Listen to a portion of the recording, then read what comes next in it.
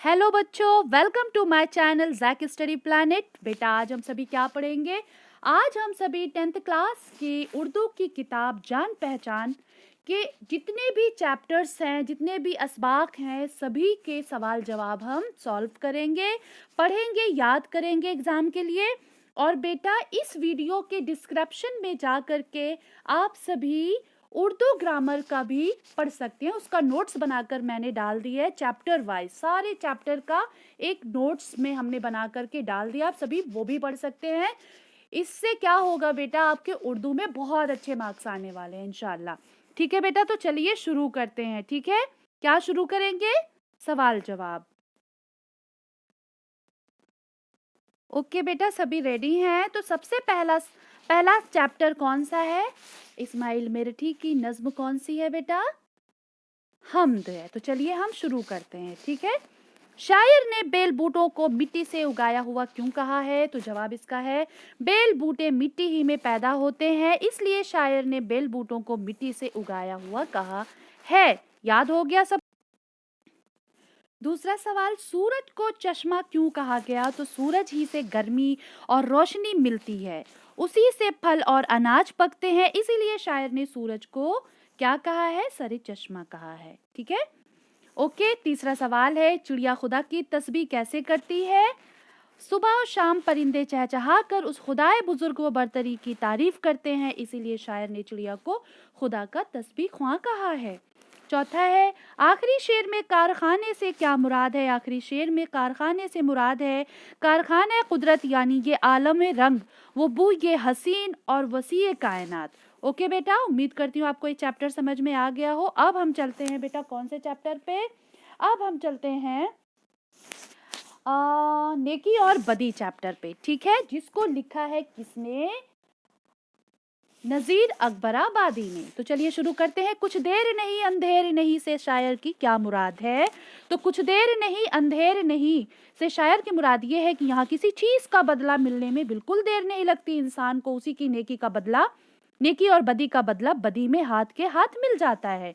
किसकी नाव पार उतरती है? तो जो दूसरों की नाव पार उतारता है उसकी नाव पार उतरती है। आगे चलते हैं। चौथा सवाल क्या है? जालिम को जुल्म का बदला मिलता कैसे मिलता है? क्या मिलता है? तो जालिम को जुल्म का बदला जरूर मिलता है, अगर कोई किसी का खून बहाता है तो कोई ना कोई उसे भी कत्ल कर देता है ना बेटा? समझ में आने वाली बात है। अब तीसरा सवाल, तीसरा कौन सा हम पढ़ेंगे बेटा? कौल का पास पढ़ेंगे, जिसको लिखा है मुंशी प्रेमचंद ने, कि अकबर किस खानदान का बादशाह था? अकबर मुगल खानदान का मशहूर बादशाह था, इसलिए उसे अकबर आजम कहते हैं। दूसरा सवाल, राजपूतों के उस सरदार का नाम क्या था जो जंगल में क्यों छुप गया था? तो राजपूतों के उस सरदार का नाम राणा प्रताप सिंह था, वो मुगलों के फौज का मुकाबला नहीं कर पाया, इसलिए जंगल में जाकर छुप गया। रघुपत ने पहरेदार की मदद किस तरह की? तो जब रघुपत को यह मालूम हुआ कि उसके छोड़ देने की वजह से सिपाही के अफसर ने सिपाही को गिरफ्तार कर लिया, सिपाही को सजा से बचाने के लिए रघुपत ने खुद को फौजी अफसर के हवाले कर दिया। तो बेटा आपको ये भी समझ में आ गया होगा। चौथा सवाल क्या है? अकबर रघुपत की किस बात से मुतासिर हुआ, यानी इम्प्रेस हुआ? कौन सी बात ऐसी थी? तो अकबर रघुपत की बहादुरी और इफाए वादा की वजह से बहुत मुतासिर हुआ और उसने उसे मुआफ कर दिया। इफाए वादा यानी उसने अपना प्रॉमिस, अपना वादा पूरा किया था, उसे अपनी मौत का कोई डर नहीं था, सिर्फ अपना वादा निभाना था। अकबर ने रघुपत के का दिल किस तरह जीत लिया? तो अकबर ने रघुपत को माफ करके उसका दिल जीत लिया, जबकि जंग के जरिया वो उसे नहीं जीत पाया था। आगे चलते हैं बेटा, आगे चलते हैं। इंसानी जिंदगी की हकीकत क्या है?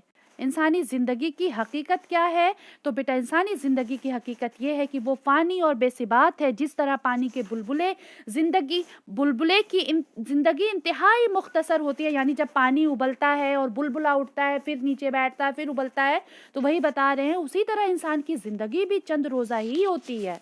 ठीक है, बेचैनी के आलम में शायर पर क्या बीत रही है? तो शायर इस्तराबी कैफियत में बार बार महबूब के दरवाजे तक जाता है और वापस चला आता है, इसमें इतनी हिम्मत नहीं कि वो महबूब से मुलाकात कर सके। हालत बस तुराब की सी है, पढ़ाया था मैंने आप सबको।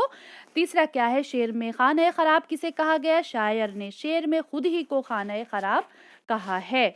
आगे चलते हैं बेटा, आलूदगी से क्या मुराद है। आलूदगी यानी प्रदूषण, पॉल्यूशन, गंदगी। आलूदगी मतलब गंदगी से क्या मुराद है बेटा, पानी में ऐसी गंदगी का शामिल होना जिससे बीमारियां फैलने का खतरा पैदा हो, उसे आलूदगी कहते हैं। ये आलूदगी मक्खियों, बीमारियों के जरासीम, गर्द गुबार और कारखानों से निकलने वाले धुएं और गैसों से पैदा होती है। खाने पीने की चीजें किस तरह आलूदा हो जाती हैं, गंदी हो जाती हैं। खाने पीने की चीजें अगर खुली छोड़ दी जाएं तो मक्खियां, गर्द और बीमारी फैलाने वाले जरासीम उन्हें आलूदा कर देते हैं। पानी हासिल करने के कुदरती जरिए कौन कौन से हैं, तो पानी हासिल करने के कुदरती जराए हैं, बावलियां हैं, तालाब है, नहरें और बारिश का पानी है। ठीक है बेटा, आगे चलते हैं। पानी की आलूदगी किस तरह पैदा होती है, पानी में आलूदगी किस तरह पैदा होती है। बावलियों, तालाबों और नहरों के पानी से कपड़े धोने, जानवरों को नहलाने, इंसानों के नहाने और फैक्ट्रियों के कचरे नदी तालाबों में मिलने से पानी की आलूदगी, पानी में आलूदगी पैदा होती है, यानी गंदगी पैदा होती है। ओके, कह रहे हैं शहरों की गंदगी किस तरह दरियाओं में शामिल हो जाती है, तो शहरों की गंदगी नालियों के जरिए दरियाओं तक पहुंच जाती है और इस तरह वो दरियाओं के पानी को आलूदा कर देती है। ओके बेटा, आगे चलते हैं। आलूदा पानी को पीने के काबिल कैसे बनाया जाता है, तो आलूदा यानी गंदा पानी को जोश देकर, जोश यानी उबाल कर, खूब उबाल कर ठंडा करें और छान कर किसी साफ बर्तन में रखें। जोश देते वक्त 2 चुटकी पोटेशियम परमैंगनेट डालने से जरासीम मर जाते हैं। गदला यानी गंदा पानी, मटमैला पानी साफ करने के लिए इसी में फिटकरी डालने के बाद कपड़े से छान लेना चाहिए। इसी तरह मिट्टी के जर्रात तह में बैठ जाते हैं और पानी साफ हो जाता है। आगे चलते हैं बेटा, हिंदुस्तान की खुसूसियात क्या है। ठीक है, खुसूसियात यानी विशेषताएं, जिसको हिंदी में आप पढ़ते हो खुसूसियात।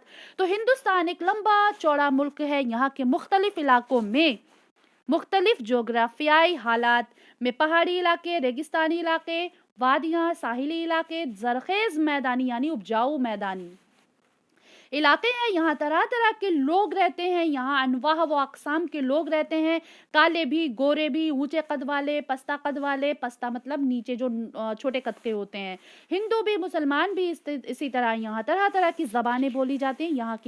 यहाँ कसरत में वहदत पाई जाती है। बेटा आगे चलते हैं, हिंदुस्तान की कबायली नस्लों के नाम कौन कौन से हैं, तो बेटा यहाँ के कबायली नस्लों के लोग पाए जाते हैं। आप बहुत से कबायली नस्लों के लोग पाए जाते हैं, लेकिन उनमें सबसे ज्यादा कौन मशहूर है, कोल और मुंडा कबीले ज्यादा मशहूर हैं। ठीक है, द्रविड़ कौन सी जबानें बोलते थे, तो द्रविड़ तमिल, तेलुगु और मलयालम जैसी जबानें बोलते थे। कौन कौन सी, तमिल, तेलुगु और मलयालम जबान बोलते थे। तो आगे चलते हैं बेटा, संस्कृत किस जबान की शाख है, तो संस्कृत आर्याई जबान की शाख है। किसकी है बेटा, आर्याई जबान की शाख है। ये चैप्टर मैंने बहुत अच्छे से आप सबको समझाया है। ठीक है बेटा, उत्तर भारत में कौन सी प्राकृत बोली जाती है, तो उत्तर भारत में बेटा प्राकृतिक कौन सी बोली जाती है, उसे शोर सैनी कहा जाता है, जो भी प्राकृत बोली जाती है। ठीक है, उत्तर भारत में जो प्राकृत बोली जाती है उसे शोर सैनी कहा जाता है। ठीक है, आगे चलते हैं बेटा, कह रहे हिंद आर्याई जबानें कौन कौन सी हैं, तो हिंद आर्याई जबानों में से हिंदी, उर्दू, बंगाली, मराठी, गुजराती, पंजाबी, सिंधी, आसामी, उड़िया हिंद आर्याई जबानें हैं। बंगली लिखा है बट आप बंगाली भी लिख सकते हैं यहाँ पे। ठीक है बेटा, उर्दू कहाँ पैदा हुई और किस जबान से निकली, है बहुत बहुत बहुत इंपॉर्टेंट सवाल है बेटा। तो उर्दू कहाँ से निकली, शुमाली हिंदुस्तान में पैदा हुई है। कहाँ पे, शुमाली हिंदुस्तान में पैदा हुई और शोर सैनी जबान से निकली है। कौन सी जबान से निकली है, शोर सैनी जबान से। आगे चलते हैं बेटा, अब कह रहे हैं दिल में फरोतनी को जगह कौन देता है। ये बेटा मैं जो भी पढ़ा रही हूँ ना, सारे चैप्टर्स के हैं, सारे चैप्टर्स 6 चैप्टर आपके डिलीट हो चुके हैं, जो भी हैं मैंने उसके सारे क्वेश्चन आंसर एक ही जगह इकट्ठे कर दिए हैं। ठीक है, आप सभी बच्चे इसे जरूर देखिएगा। दिल में फरोतनी को जगह कौन देता है, दिल जिस शख्स को खुदा रुतबा अता करता है वो अपने दिल में फरोतनी को जगह देता है। अपनी सना कौन करता है, यानी अपनी तारीफ, सना मतलब तारीफ, कम अकल लोग अपनी सना अपने ही आप करते हैं, यानी जो कम अकल होते हैं बेवकूफ होते हैं वो अपने मुंह से ही अपनी तारीफ करते रहते हैं। कह रहे हैं खाली ज़र्फ़ की सदा देने से क्या मुराद है। ज़र्फ़ मतलब होता है बेटा बर्तन, जो खाली बर्तन होता है। वो लोग जो कुछ भी नहीं होते, खुद को बहुत कुछ साबित करते रहते हैं। खाली बर्तन की आवाज़ निकलती और भरा बर्तन आवाज़ नहीं देता, यानी कम अकल लोग ही अपनी तारीफ करते हैं। यानी कहने का मतलब ये है बेटा, जब खाली बर्तन होता है, जब नीचे गिरता है तो बहुत तेज़ आवाज़ होती है। बिल्कुल उसी तरह जो बेवकूफ़ और कम अकल लोग होते हैं तो आता जाता कुछ नहीं है, लेकिन शोर बहुत करते हैं। लेकिन जो ज़हीन लोग होते हैं, पढ़े लिखे लोग होते हैं, आलिम दानिश्वर होते हैं, वो बिल्कुल भरे बर्तन के मानिंद होते हैं कि अगर भरा बर्तन आप नीचे गिराओगे तो बहुत कम आवाज़ होगा, शोर नहीं करते, उनकी ज़हानत अपने आप दिखाई दे जाती है। ठीक है बेटा। कह रहे हैं चौथे सवाल पे हम चलते हैं। शायर ने दुनिया को सराय फानी क्यों कहा है। इस दुनिया की हर चीज फना हो जाने वाली है, मिट जाने वाली है, इसलिए शायर ने दुनिया को सराय फानी कहा। फानी मतलब मिट जाने वाला। बेटा बुढ़ापा और जवानी के लिए शायर ने क्या फर्क बताया है, तो चलिए इसका भी आंसर हम सभी पढ़ लेते हैं। बुढ़ापा और जवानी के लिए शायर ने ये फर्क बताया है कि जवानी जाने के बाद कभी वापस नहीं आती और बुढ़ापा आने के बाद जाने का नाम नहीं लेता। आप सबको भी ये सारी चीजें पता है बेटा। अब हम चलेंगे डॉक्टर भीमराव अंबेडकर के चैप्टर पढ़ेंगे। ठीक है, सवाल जवाब पढ़ेंगे। तो डॉक्टर भीमराव अंबेडकर का पूरा नाम क्या था, उनका ताल्लुक किस खानदान से था। डॉक्टर अंबेडकर का असल नाम भीमराव सुखपाल था। क्या था, भीमराव सुखपाल।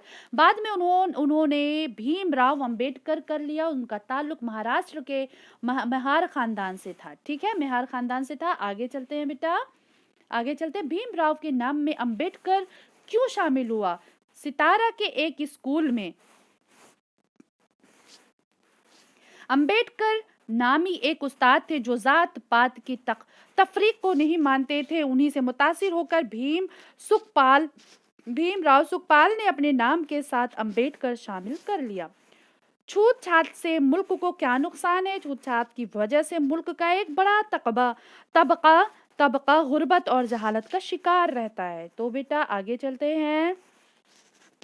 भीमराव अंबेडकर का सबसे अहम कारनामा क्या है, तो भीमराव अंबेडकर का सबसे अहम कारनामा हमारे मुल्क का दस्तूर है, कानून है। जब हमारा मुल्क आज़ाद हुआ तो उसका दस्तूर बनाने की जिम्मेदारी डॉक्टर भीमराव अंबेडकर को सौंपी गई, इसलिए उन्होंने भारत के दस्तूर का मीमार कहा जाता है। ठीक है बेटा, आगे चलते हैं कि कह रहे हैं पहले शेर में शायर क्या बात कह रहा है, कि शायर कह रहा है वो तो ना दुनिया में अपनी मर्जी से आता है और ना ही अपनी मर्जी से जाता है। जिंदगी उसे यहाँ लाई है और मौत उसे यहाँ लेकर जाएगी। समझ रहे हैं ना बेटा। कोई उम्मीद बर नहीं आती, कोई सूरत नजर नहीं आती, है ना। आगे चलते हैं। अभी आए अभी चले से क्या मुराद है। अभी आए और अभी चले से क्या मुराद है बेटा।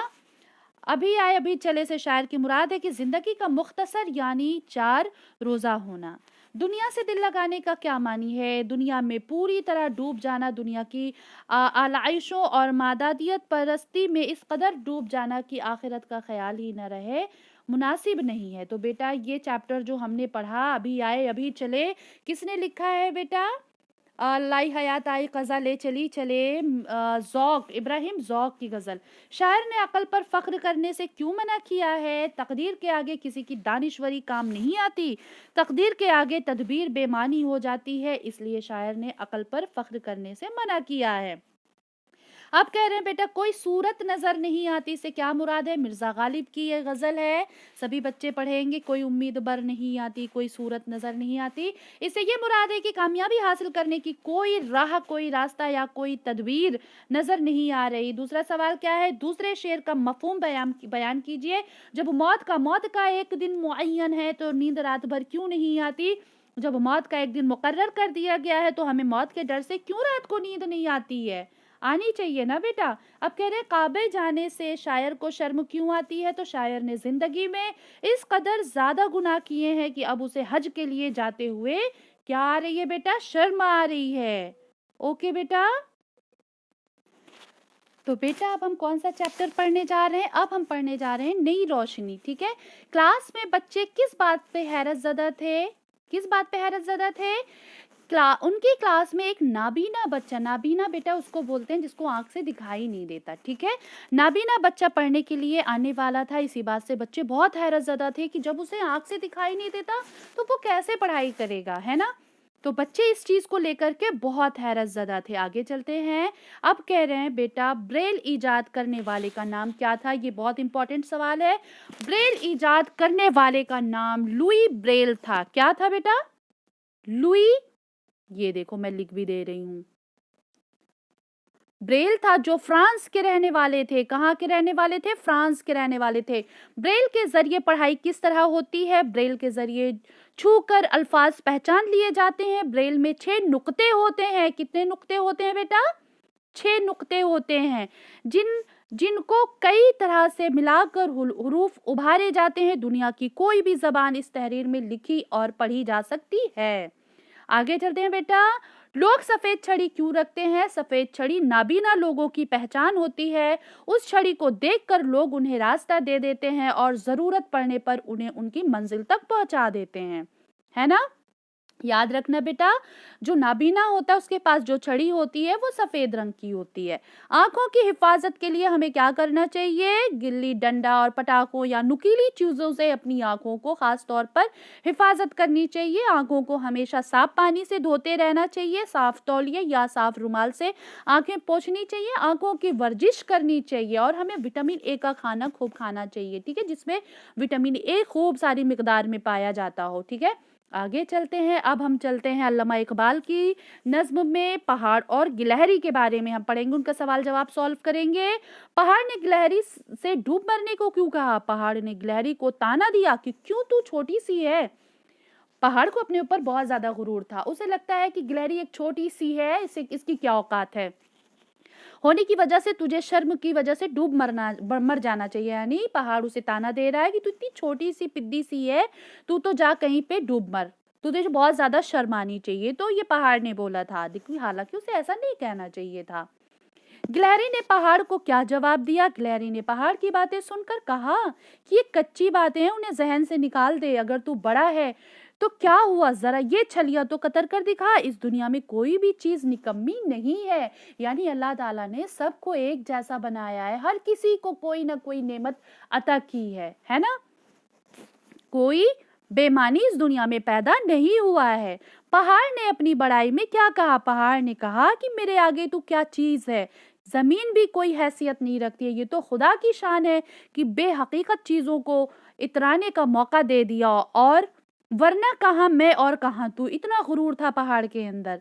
लेकिन ये गिलहरी भी कम नहीं थी, इसने उसको मुंह तोड़ जवाब दिया और खुदा की कुदरत बयान की। यहाँ पर कह रहे किन बातों से खुदा की कुदरत का पता चलता है? दुनिया की छोटी और बड़ी चीजों को देखकर खुदा की कुदरत का पता चलता है। खुदा ने अपनी हिकमत से किसी को छोटा और किसी को बड़ा नहीं बनाया है। सभी बच्चे इस चीज का ख्याल रखें, कभी भी हमें गुरूर नहीं करना चाहिए। गिलहरी ऐसा कौन सा काम कर सकती है जो पहाड़ के बस का नहीं है? गिलहरी अपने दांतों से हर चीज को कतर सकती है, छलिया तोड़ सकती है, जबकि पहाड़ ऐसा नहीं कर सकता। अब हम चलेंगे बेटा रजिया सुल्ताना चैप्टर का सवाल जवाब हम सॉल्व करेंगे। रजिया सुल्ताना की खूबियां क्या थी? रजिया सुल्ताना ज़हीन, मेहनती और होशियार थी। उनमें हिम्मत और हौसला भी था। उनमें एक अच्छे हुक्मरान की तमाम खूबियां मौजूद थी। उसने सिर्फ 3.5 साल हुकूमत की, लेकिन अपनी हिम्मत, हौसले और हसीन इंतजाम से ये साबित कर दिया कि वो आला दर्जे की क्या थी बेटा? हुक्मरान थी। आगे चलते हैं। रकनुद्दीन किसका बेटा था? उसे किसने मारा? रकनुद्दीन इल्तुतमिश का बेटा था। किसका बेटा था? इल्तुतमिश का। रकनुद्दीन को दिल्ली के लोगों ने गिरफ्तार करके मार दिया था।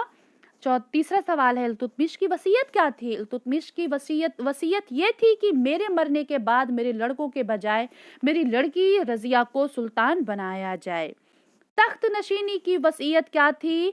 तख्त नशीनी की वसीयत ये थी कि रजिया को सुल्तान बना दिया जाए। रजिया ने मीर अखुर का ओहदा किसे दिया था? तो रजिया ने मीर अखुर का ओहदा, अहम ओहदा, किसी तुर्क अमीर को न देकर एक हबशी गुलाम याकूत को दिया था। किसको दिया था? हबशी गुलाम याकूत को दिया था, जिस पर तुर्क अमीर नाराज हो गए थे। अब चलते हैं बेटा छठे सवाल पे। रजिया की फौज का मुकाबला किससे हुआ था? तो रजिया की फौज का पहला मुकाबला अल्तुनिया की फौज से हुआ था। बाद में रजिया और अल्तुनिया दोनों ने मिलकर बहरान की फौजों का मुकाबला किया। रजिया सुल्ताना ने कितने बरस हुकूमत की थी? तो बच्चे रजिया सुल्ताना ने सिर्फ 3.5 बरस हुकूमत की थी, सिर्फ 3.5 बरस। ठीक है बेटा, आगे चलते हैं। कह रहे हैं रूह तामीर के जख्म खाने से एक मिनट, हाँ, कह रहे हैं रूह तामीर के जख्म खाने से शायर की क्या मुराद है बेटा? तो जंग से तखरीब होती है, तखरीब जो तामीर की जिद है, यानी जंग तामीर की रूह को जख्मी कर देती है। सैकड़ों तामीरात जंगी तखरीब कारी की नजर हो जाती है, इसलिए शायर ने रूह तामीर को जख्म खाने की बात कही है। धरती की कोख बांझ होने से क्या मतलब है? जंग की तबाहकारियों से, टैंकों के रौंदने से, गोला बारूद से जरखेज जमीन बंजर हो जाती है। इसको शायर ने धरती की कोख को बांझ होना कहा है। ठीक है बेटा, यानी जब जमीन जल जाती है गोला बारूद से तो वहां कभी कोई फल फूल कोई पौधा नहीं उगता है, वो जमीन क्या हो जाती है बेटा? बंजर हो जाती है। आगे क्या है? शायर ने जंग को अमने आलम का खून क्यों कहा है? चूंकि जंग से अमने आलम तबाह हो जाता है, यानी मुल्क का सुकून खत्म हो जाता है। दो मुल्कों की छोटी सी जंग आलमी जंग बन जाती है, इसीलिए शायर ने जंग को अमने आलम का खून कहा है। आगे चलते हैं बेटा, अब हम चलेंगे चैप्टर अवंती का चैप्टर पढ़ेंगे। अवंती ने जमीन का मरकज कहाँ बताया था? तो अवंती ने जमीन का मरकज अपने गधे के अगले दाएं कदम की तरफ बताया था। आसमान में कितने तारे हैं? अवंती ने इस सवाल का जवाब कैसे दिया था बेटा? तो अवंती ने कहा था, मेरे गधे के जिस्म पर जितने बाल हैं आसमान में उतने ही तारे हैं। बहुत हाजिर जवाब थे अवंती, पता है आप सबको। फिर कह रहे हैं सराय वाले और मजदूर में क्या झगड़ा हुआ था? तो सराय वाला मजदूर से एक कबाब के 1000 रुपए वसूल करना चाहता था। इसी बात पर दोनों में क्या हो गया था? झगड़ा। चौथा सवाल, अवंती ने सराय वाले और मजदूर के झगड़े को कैसे हल किया? क्या क्या दलीलें दी? बेटा यहाँ पे मिस प्रिंट है, लेकिन फिर भी क्वेश्चन समझ में आ गया। चलिए सवाल जवाब देते हैं सवाल का। अवंती ने ये दलील दी कि जिस तरह भुने हुए गेहूं से गेहूं नहीं पैदा हो सकते, उसी तरह भुनी हुई मुर्गी अंडे नहीं दे सकती। तो बेटा ये भी बहुत सही जवाब दिया था उन्होंने। आगे चलते हैं, अब हम पढ़ेंगे कौन सा चैप्टर पढ़ेंगे बेटा? अब हम पढ़ेंगे कारतूस, जिसको लिखा था हबीब तनवीर साहब ने। ये एक ड्रामा है। वजीर अली के कारनामे सुनकर किसके कारनामे याद आते हैं? तो वजीर अली के कारनामे सुनकर बेटा रॉबिन हुड के कारनामे याद आते हैं। सादत अली को अंग्रेजों ने अवध के तख्त पर क्यों बिठाया था? तो सादत अली आसिफुद्दौला का भाई था। सादत अली अंग्रेजों का दोस्त था, इसीलिए उन्होंने सादत अली को अवध के तख्त पर बिठाया। सादत अली ऐश पसंद आदमी था, उसने अपनी आधी ममालकत और 10 लाख रुपए हुकूमत के बदले अंग्रेजों को दे दिए थे। सादत अली कैसा आदमी था? सादत अली एक ऐश परस्त और नाकारा आदमी था। ये आंसर जरूर याद करना बेटा, छोटे शॉर्ट फॉर्म में पूछे जा सकते हैं। कर्नल से कारतूस मांगने वाला सवार कौन था? कर्नल से कारतूस मांगने वाला सवार वजीर अली था। कौन था बेटा? वजीर अली था। अब हम अब हमारा बेटा जितने भी चैप्टर्स हमारे एग्जाम में आने हैं, हम सब ने सवाल जवाब कर लिए बेटा, सब अच्छे से याद कर लिए। और बेटा एक चीज़ मैं बताना चाहूँगी कि इस वीडियो के डिस्क्रिप्शन में आप जाएंगे तो वहाँ सारे चैप्टर के ग्रामर मैंने सॉल्व करके एक नोट्स के फॉर्म में डाला है। आप सभी ने अगर उसको पढ़ लिया बेटा तो आपके ग्रामर सारे सॉल्व हो जाएंगे और इंशाअल्लाह बहुत अच्छे मार्क्स आएंगे। ठीक है बेटा? और बेटा प्लीज़ अगर मेरी वीडियो अच्छी लगे तो लास्ट में आप प्लीज़ लाइक सब्सक्राइब शेयर ज़रूर करिएगा, और किसी भी चीज़ में कोई डाउट हो तो कमेंट बॉक्स में ज़रूर पूछिएगा। ओके बेटा, बाय।